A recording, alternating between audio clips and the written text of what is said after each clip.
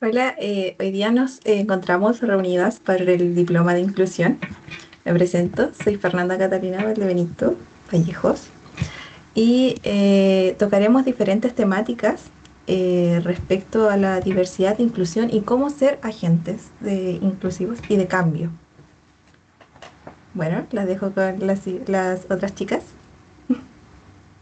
Bueno, hola, me presento, mi nombre es Pacerna, estoy en el último año de Administración Pública y yo creo que ya deberíamos empezar a hablar sobre el tema. Últimamente pensando en cómo se podría aportar en la inclusión, porque hay bastante diversidad en nuestro entorno, entonces ya que vamos a hablar de este tema, hay que ver cuáles acciones concretas serían interesantes para tratarlo.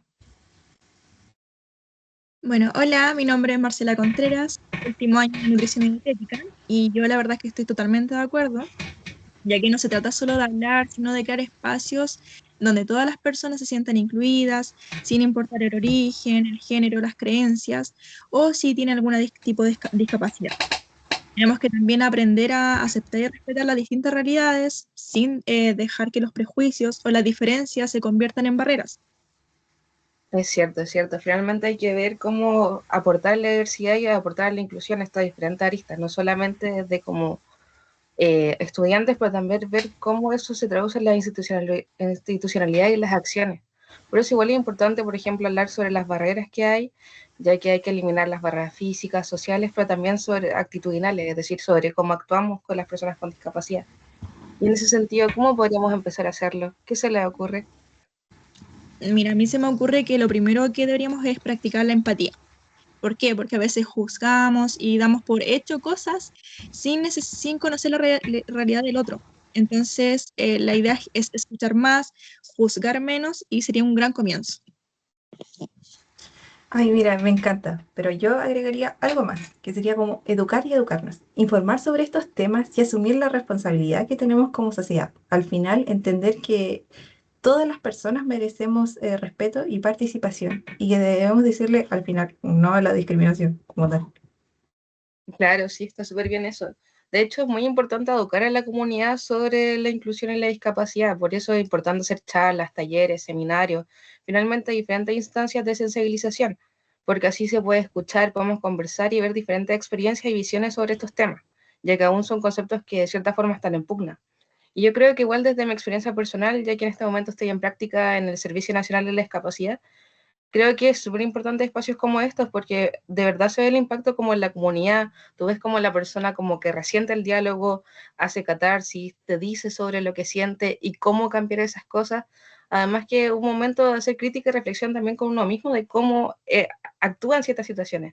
Por eso es importante, ya que, no sé, puse en temas de inclusión laboral, en temas de accesibilidad, en temas también de barreras de la comunicación, en el mismo podcast que estamos haciendo de cómo debería como estar presentado para las personas con discapacidad, aunque quizá ahora no estemos adecuando a todo lo que sea la pauta de, no sé, tener un intérprete, por ejemplo, o también el tema de tener como subtítulos. Pero siempre hay que estar pensando finalmente en cómo nosotros, aunque no tengamos esas barreras, eh, como finalmente ir más allá de eso y ver cómo hacer que todos los espacios sí sean para todos, como si no es tan difícil quizá explicarse un poco más o ser un poco más consciente o darse un tiempo finalmente de entender al otro. Sí, mucha razón. También podríamos impulsar proyectos hacia la comunidad, como campañas contra la discriminación o ideas para mejorar la accesibilidad a los espacios públicos. Bueno, incluso podríamos incluir a niños y adolescentes en estas actividades. Mira, si desde pequeños aprenden sobre respeto, diversidad e inclusión, podrían crecer con una mentalidad más abierta y consciente. A esta edad en realidad están formando sus valores y lo que vean y vivan en su entorno va a tener un impacto enorme en cómo van a ser ellos. Podríamos hacerlo quizás de forma más cercana y entretenida, como cuentos o dinámicas que promuevan la empatía y el trabajo en equipo. Al final, no solamente se trata de darles una charla teórica, sino de hacer que experimenten la inclusión como algo cotidiano. De hecho, tienes mucha razón. En verdad, yo en mi práctica he estado trabajando como ver qué proyectos les puedo dejar al servicio. Y como finalmente, bueno, no sé si ustedes conocen de esto, pero es un servicio de concentrado. ¿Qué quiere decir eso? Que viene de una línea de central, es decir, del Servicio Nacional de la Discapacidad, que está, por decir, en Santiago, y nosotros somos la bajada la dirección regional como la región finalmente es quien coordina y asesora como la bajada de las políticas públicas. ¿Cómo se ve, cómo se materializa esto finalmente en la comunidad? Es decir, por decir, el plan de accesibilidad universal, nosotros vamos a hacer las acciones concretas en la comunidad de cómo avanzar en eso. O se habla como del plan de cuidados, acá vamos a ver cómo funcionan los centros de cuidados en diferentes lugares de el Biobío. Y dentro de esos proyectos nosotros pensamos caleta en lo que es la educación inclusiva y sobre todo dirigir a los niños, porque si somos serios, en verdad los niños son los que menos problemas tienen para como entender estos conceptos, son los que menos son discriminadores, pueden que sean más frontales en algunas cosas, pero desde la curiosidad. Entonces me parece sumamente interesante, en verdad. Habíamos pensado, por ejemplo, hacer como cuentos o quizás como obras con títeres sobre, no sé, la ley 20.422 que habla sobre la igualdad de oportunidades. O también hablar sobre la otra ley importante que es la ley 21.545, que es sobre la ley de autismo, y trata diferentes como aristas de lo que es como el autismo y las neurodivergencias, y hacerle esta bajada a los niños porque finalmente, uno, que son el pilar como en la educación, dos, son mucho más sencillos de sensibilizar, y tres, es como la base. Si tenemos como unos niños que desde pequeños estén formados, como que es mucho más fácil hacer cambio como sociedad luego. De hecho, es muy raro que no se comience desde esa base, debería ser como dentro del currículum de un poco lo que es la educación cívica, creo yo, la verdad. Sobre todo en lo que estamos al debe como Estado. Sí, y no olvidemos que la inclusión es un proceso continuo. Ya siempre hay algo que podemos mejorar o integrar. Y qué mejor que empezando por nosotras como futuras profesionales, ya que podemos capacitarnos continuamente para brindar una mejor atención. En mi caso, como futura nutricionista, me ayudaría mucho, ya para realizar consultas de forma más empática y accesible a la comunidad, y también para sembrar el respeto entre compañero de trabajo y en el entorno laboral, dejando de lado los prejuicios y barreras. Pero bueno, miren, para que todo esto funcione, tenemos que ser concretos. Yo creo que al final no solamente va a bastar con tener estas buenas intenciones, sino que debemos identificar las barreras reales que enfrentan las personas con discapacidad. A veces creemos que solamente con tener la disposición ya es suficiente, pero no nos paramos a mirar al final lo que sería nuestro entorno y ver qué es lo que realmente los va a limitar. Y al final es comprender qué es lo que les afecta en su vida cotidiana. Sí, tienes razón, porque claro, de lo que más se habla es como las barreras físicas. Es decir, por ejemplo, pucha, cuando en el transporte público no hay una rampa para que se pueda subir una persona que tenga discapacidad física, o si hablamos que, por ejemplo, hay un semáforo que no tiene sonido, entonces una persona que tiene discapacidad visual no podría escuchar el cambio de color, por decirlo de alguna forma. O podríamos hablar de por qué tantas cosas más, pero ahí me estoy sentando una barrera, siendo que lo que hemos hablado antes, hay muchas más. Como hablamos, en la comunicación hay barreras de cómo se comunica en el sentido de tener un intérprete, de tener finalmente subtítulos, de que haya algún lenguaje que no sea tan complejo para las personas en general, eso también nos cuesta como a veces uno habla y no piensa mucho en cómo dice las cosas, como si fuera súper fácil que otra persona comprenda. Como se habla de actitudes, uno también a veces sin querer se pone como paternalista o finalmente como sobrecuidando a una persona con discapacidad, siendo que quizás no necesita tanta ayuda como se dice.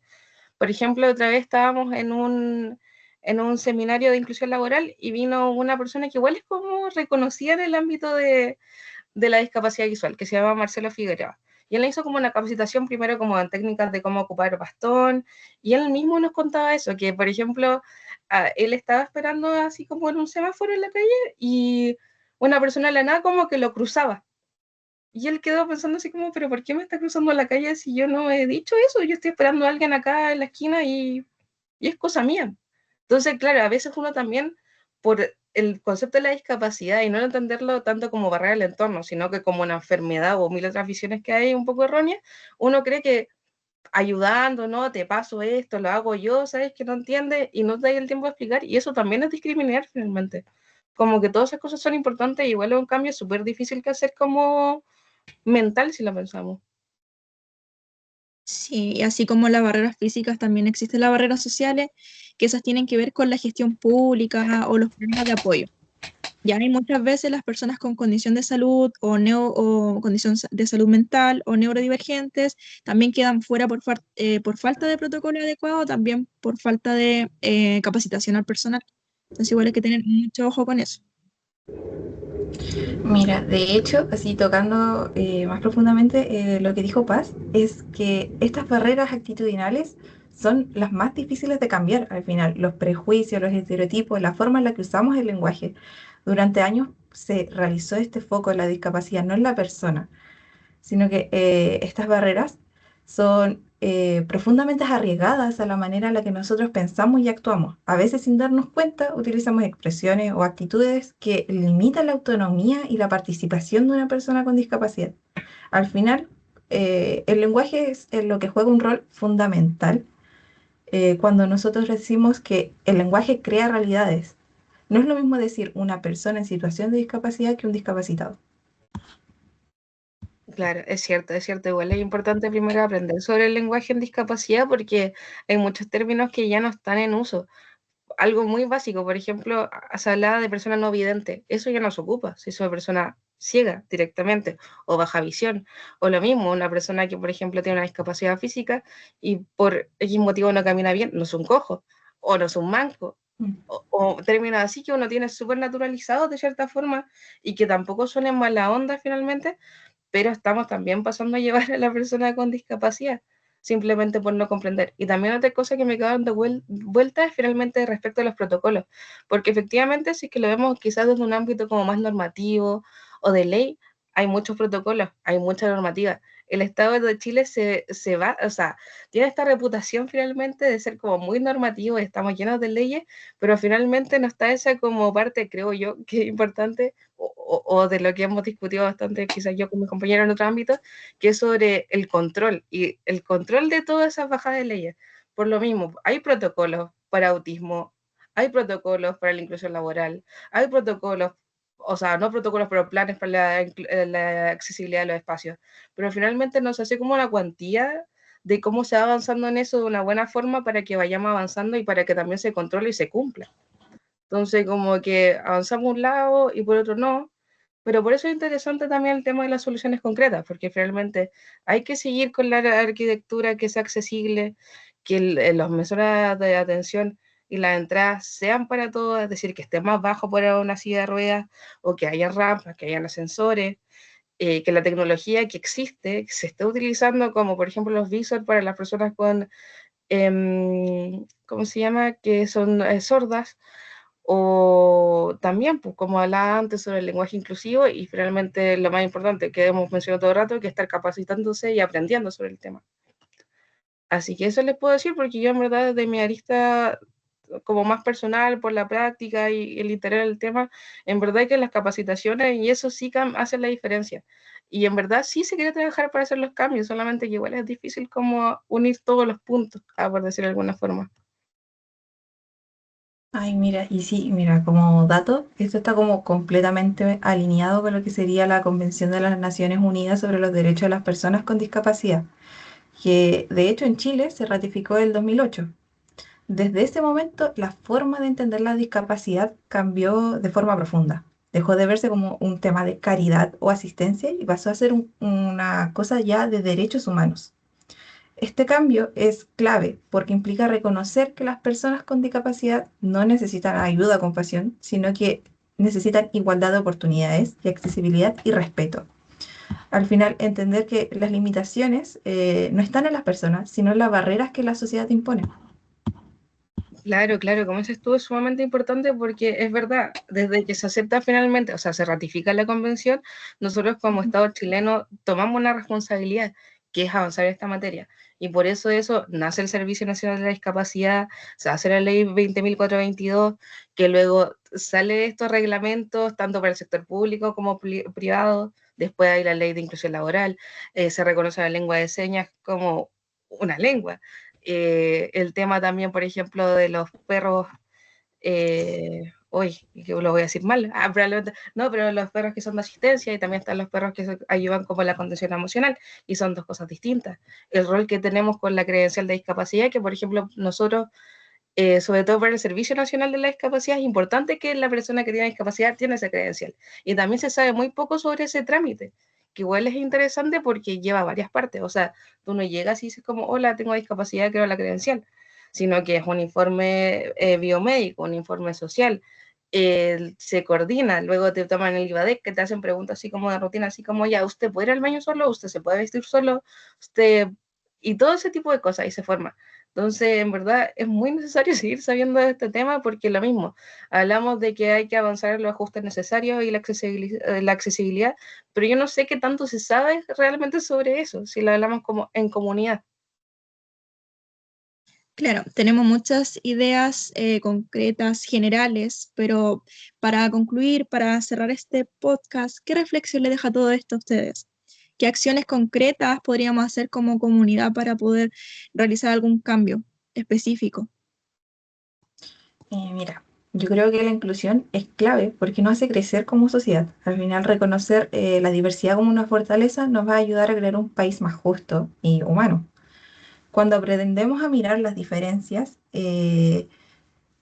como no como obstáculos, sino como una oportunidad para aprender y complementarnos, damos un paso enorme a lo que sería una convivencia más respetuosa. La inclusión no solo se trata de integrar a quienes han sido excluidos, sino de transformar la manera en la que entendemos la comunidad. Claro, es cierto, finalmente hay que seguir avanzando en un proceso lento, obviamente no va a ser de un día para otro, independiente que como recalcado estamos en día porque la discapacidad existe desde que están los humanos, entonces igual es un poco ilógico si lo pensamos que no se trate de esta materia o que sea como un poco la novedad en algunas cosas, sobre todo en ámbitos de trabajo como en el Estado. Pero bueno, es interesante ver sobre el tema y también finalmente yo creo que más que nada es seguir educando a la comunidad. Hay que educar, educar, educar hasta que se logre un cambio. Y así finalmente que las nuevas generaciones ya tengan esto como un axioma de cómo ahora la diversidad sexual igual ya es un tema que para nosotros, creo yo, para nuestra generación, igual es algo ya no es tabú. Tener diferentes preferencias, tener diferentes formas de identificarse a uno, yo creo que en el tema de la discapacidad es lo mismo, tiene que avanzar de la misma forma. Sí, es como normalizarlo. Claro, yo tengo 3 acciones concretas que podríamos lograr y que podríamos incluir. Ya, en primer lugar, podría estar la auditoría ciudadana. De esta manera podemos localizar barreras físicas en la comunidad, proponer soluciones simples al municipio. ¿Ya? ¿Para qué? Para involucrar a la comunidad, a la ciudadanía y en la detección de obstáculos que impiden la libre movilidad, el acceso, ya sea a espacios públicos como veredas, falta de rampa o señalización. En segundo lugar, tengo voluntariado accesible, ya para adaptar la información local a formatos accesibles, como una lectura fácil o audio, o también el sistema braille. Ya de esta forma garantizamos también el derecho a la información de todas las personas, especialmente aquellas con discapacidad visual, auditiva o cognitiva. Y en tercer lugar, tengo un taller, ya que podemos enseñar a no asumir lo que otros pueden hacer, sino preguntar cómo prefieren ser ayudados. Ya este taller promueve relaciones más respetuosas e inclusivas, tanto en la comunidad como en espacios educativos y laborales. ¿Le parecen a ustedes adecuadas estas acciones? Mira, la verdad me encanta. Son acciones simples, pero al final van a ayudar demasiado a mejorar la calidad de vida de las personas.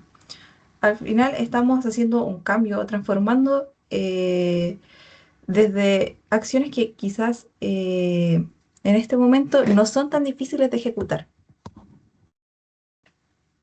Claro, es verdad. Finalmente, lo que hablabas antes sobre las soluciones acciones concretas que decías, es verdad. Y es muy loco porque finalmente en Chile sí se trabaja de eso. Hay como iniciativas como, por ejemplo, la Iniciativa de Desarrollo Local Inclusivo, están los DIT que también van un poco en esa bajada, están los programas de tránsito a la vía independiente que se adjudican municipalidades donde se basan en hacer capacitaciones y talleres para personas con discapacidad para que ellos puedan avanzar en su autonomía progresiva y poder tener una vida, como dice, finalmente independiente. Eh, También se ayuda mucho en recursos de educación superior, en, por ejemplo, si una persona sorda tenga o sea, intérprete, perdón, en finalmente las personas con neurodivergencia y autismo se debería poder como adecuar el currículum y las horas de asistencia a clase, por decir. ¿Qué más? Finalmente hay muchas acciones en las cuales se pueden trabajar, pero reitero, como que tienen que promoverse también, como que la gente sea parte en estos mismos proyectos que son los FONAPIs, que también son dentro del servicio. Cualquier persona puede ser coordinador de un proyecto. Si tú finalmente haces una alianza con una agrupación que tenga un proyecto ingenioso, no sé, pues, de un taller de dibujo para personas con neurodivergencia, tú puedes como persona natural con poco conocimiento del tema, pero capacitándote, poder trabajar en eso. Y es una forma muy fácil de contribuir, por ejemplo, en la discapacidad, o estar pendiente de las acciones que hacen las diferentes comunas en su oficina de la discapacidad, y finalmente en diferentes instancias que sean para la comunidad. Por eso yo creo que igual es importante sumarse a ser un agente inclusivo, y en mi caso personal, ya que en verdad he aprendido bastante sobre el tema, me gustaría después ser como gestor de inclusión, para poder, como me gusta el área de como inclusión laboral, entonces poder como ver los planes de adecuación en los diferentes empleos y así ir avanzando desde algunas betas. Sí, yo sí quiero contribuir y empezaría por mí, evitar mis propios prejuicios, ¿ya?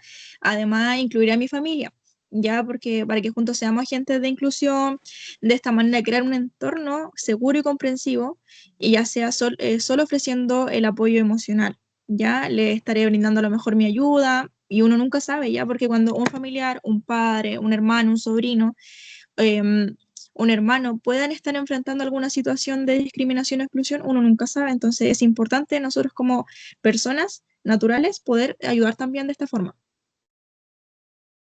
Bueno, yo también. Creo que como estudiante de ingeniería en minas, la inclusión es parte del cambio que necesitamos en nuestro rubro. Durante años la minería, eso yo creo que se sabe, ha sido un espacio poco diverso, pero hoy tenemos por fin la oportunidad de estar realizando un cambio. Desde, bueno, mi rol, yo creo que puedo aportar fomentando desde el respeto, la igualdad y la accesibilidad en los equipos de trabajo. Y no solamente se trata de construir con políticas o proyectos, sino también con los pequeños gestos del día al día de que yo puedo tener, escuchar más, juzgar menos y valorar las distintas formas de ver el mundo. Y bueno, fuera de lo que sería el ambiente laboral, en la sociedad también puedo contribuir desde la empatía, quizás participando en actividades que promuevan el respeto, la educación y la diversidad. Yo creo que esta conversación me ha ayudado mucho a ver otras áreas o actividades que se realizan que yo no sabía. Y puedo participar de estas actividades que promueven el respeto, la educación y la diversidad. Porque la inclusión al final no solamente mejora el espacio donde trabajamos, sino que también nos hace crecer como personas y como comunidad. Bueno, gracias chiquillas por esta conversación. Me gustó mucho. Espero que podamos seguir teniéndolas en otros ambientes. Muchas gracias, chao. Chao, que estés muy bien. Chao.